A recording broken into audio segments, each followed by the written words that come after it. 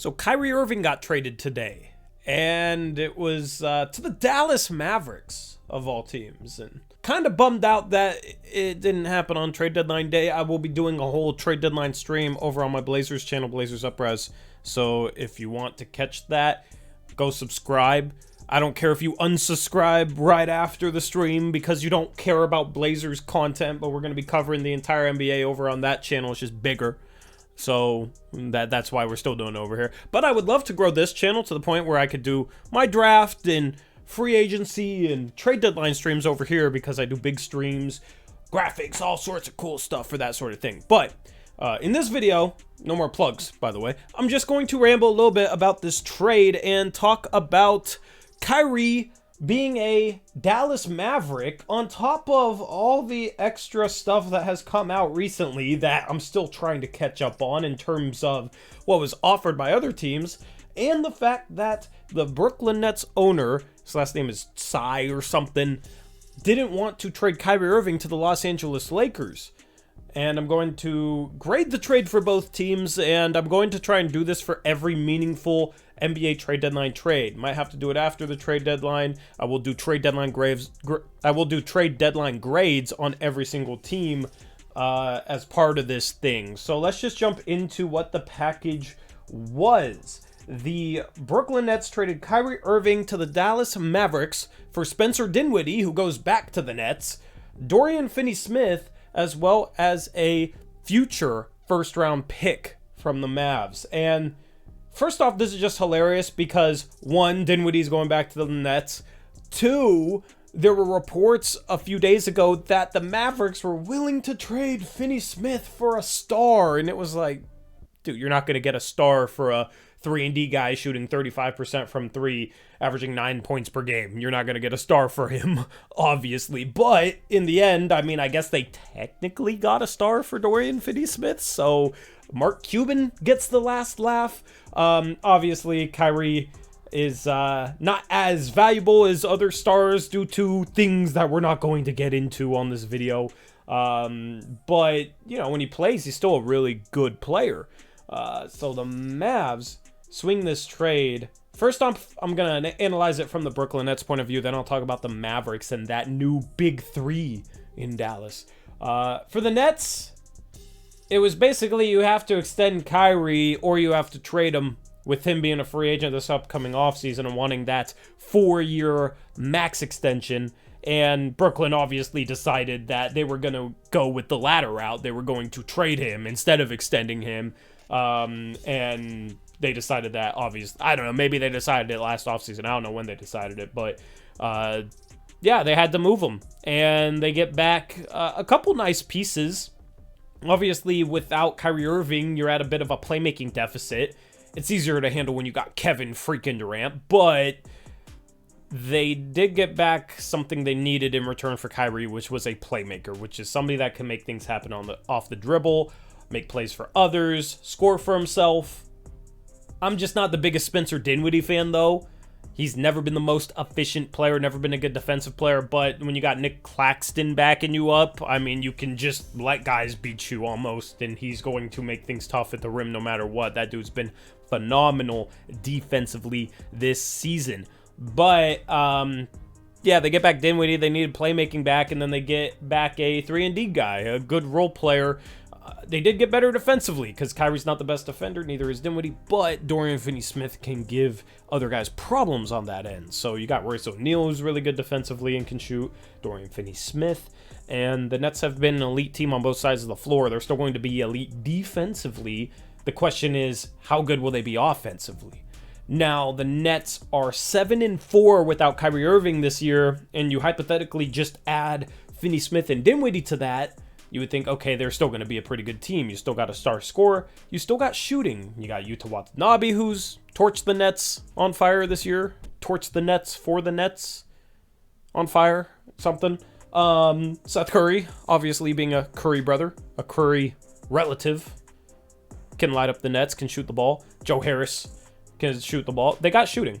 I'm just wondering, in the playoffs, when you need somebody other than Kevin Durant to create, do they have enough there? Now, maybe they look to trade for another scorer. I don't know who that would be. They don't have a ton of assets. Like if Zach LaVine became available, they wouldn't be able to swing a trade for him. But they do have like a future first or two, and then they got a future first in this deal, so they do have a couple of picks that they could put into play to try and trade for a shot creator. I think that's probably their biggest need, because they have the star scorer, they have the shooting, they have the defense. They've been a really bad rebounding team this year, so maybe some rebounding and some shot creation. Josh Hart might be a good name for them because he's one of the best wing rebounders in the league and can pass and handle the ball a little bit and can create a little bit. And when you got a bunch of shooting around that, maybe he's a guy that makes sense for them. As a Blazer fan, I would love to trade Josh Hart for Dorian Finney-Smith, but I don't think the Nets are going to go for that. But maybe one of those picks for Josh Hart could make some sense for the Nets with, I don't know, Seth Curry or Patty Mills going out to match salary. I have no idea, but they need rebounding, they need shot creation. And I still think they have a chance at contending. When you got Kevin Durant shooting and defense, I mean, that can work in the playoffs. So we'll see if it's good enough. But Brooklyn for this trade, I give them a B-. They supposedly turned down other offers, including Chris Paul and Jay Crowder from the Suns, along with unspecified picks, quote unquote. That was Chris Haynes that reported that. And then they turned down a trade from the Lakers. Basically, the ownership didn't want to trade Kyrie where he wanted to go, which is the Lakers. So they traded him to the Mavs. The Lakers were offering, obviously, Westbrook, because that's their big expiring matching salary. And let me pull up Chris Haynes' Twitter here. Chris B. Haynes. The Lakers' proposal included the team's 2 first-round picks that they can trade in 2027 and 2029. You would have to assume those are unprotected picks. The Lakers are desperate to try and win with LeBron and AD before LeBron gets pissed off and leaves. With Westbrook maybe going to a third team. I've heard Utah or something thrown out there for Westbrook. Doesn't really make sense to me, but you get Finney-Smith and Dinwiddie instead of Westbrook in 2 firsts. I mean, Dinwiddie's probably worth a first, maybe a good second or 2, and then Finney-Smith is probably worth a first, at least in this market. So I don't think the Lakers package was necessarily better, and considering they didn't want to trade him there, made it pretty easy when you get Dinwiddie, DFS, and a pick from Dallas. I'm interested in how many picks the Suns offered, but Chris Paul has a big salary. I mean, yes, he could replace Kyrie and play next to Kevin Durant, but I don't think that was a good trade for the Suns to do.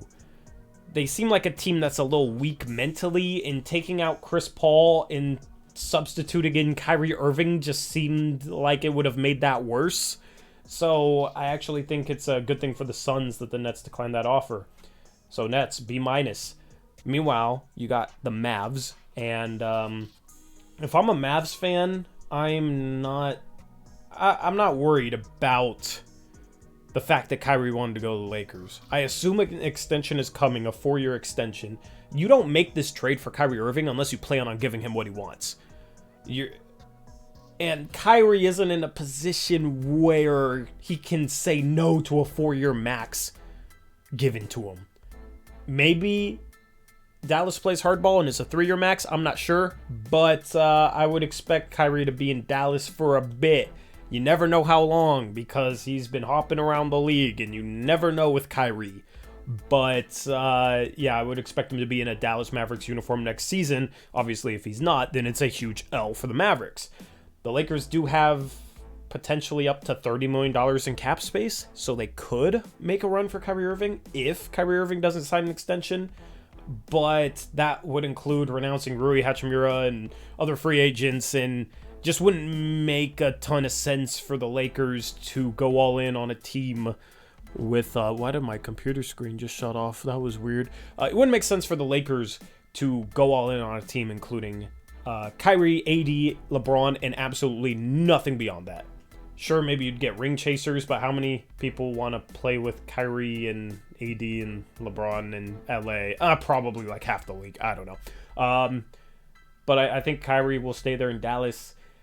on Dallas's end, I don't understand what they've done in the past 8 months. They had Jalen Brunson, didn't want to pay him what he got.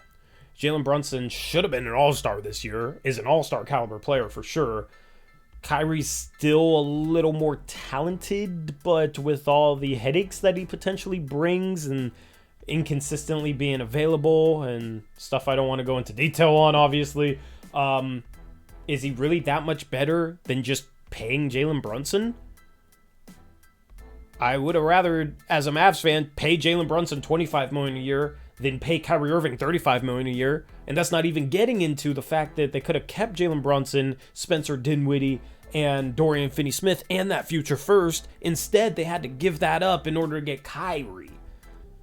Doesn't really make sense. A problem with the Mavs for years has been they're just not that good defensively. Last year, they took a step up, and that's why they were able to make a run to the Western Conference Finals. And now they trade their best perimeter defender for Kyrie Irving. And their big three are three subpar defenders. I know people think Christian was a good defender. I've never viewed him as such. Luka Doncic is a subpar defender. Kyrie Irving's a subpar defender. So where's your defense? How is that anything better than like the 20th best defense in the league? I don't really see it. And now you don't have any assets left. This could backfire really, really bad for the Mavericks. And I've seen a lot of people saying, oh, we saw what the Mavs look like with another high-level ball handler and creator next to Luka Doncic. So that's why they should have traded for Kyrie. Well, why'd you let that high-level ball handler go in the first place? Why didn't you pay him the money that he deserved? Because that's a good contract for a dude that's doing what he's doing in New York this year. Brunson, they should have just went over the top and kept him. Didn't really make sense to me. So that's where Dallas went wrong. As far as for this trade in a vacuum, I mean, C, I guess, C+. Like, asset-wise, it's not bad. It's just everything else leading up to that point that confuses me. So, C, if I count the whole process, it's a D-. You know, the process of losing Brunson and then bringing in Kyrie for assets is a D-. The trade in a vacuum, C+, B-. I don't know. Very weird. It'll be interesting to see what Dallas does.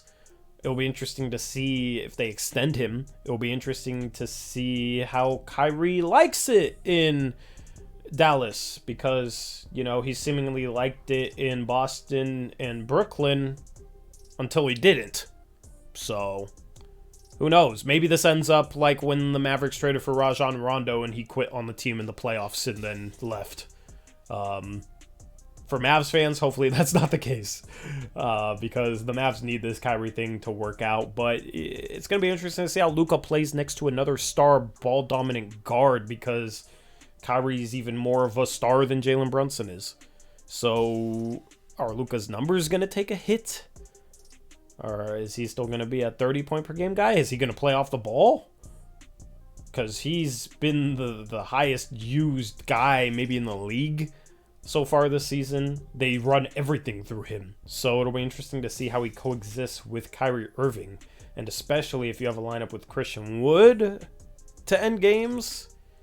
I want to see how Luka adjusts to that. Or if he just plays the same way and then just kind of like stands in the corner and that's it. When Kyrie has the ball and it's just going to be an ISO-heavy offense. Not sure. Anyway, let me know what you think on this trade down in that comment section below. Who do you think won the trade? Do you think it's a win-win? Do you think it's a lose-lose? I don't know. That's why you gotta let me know.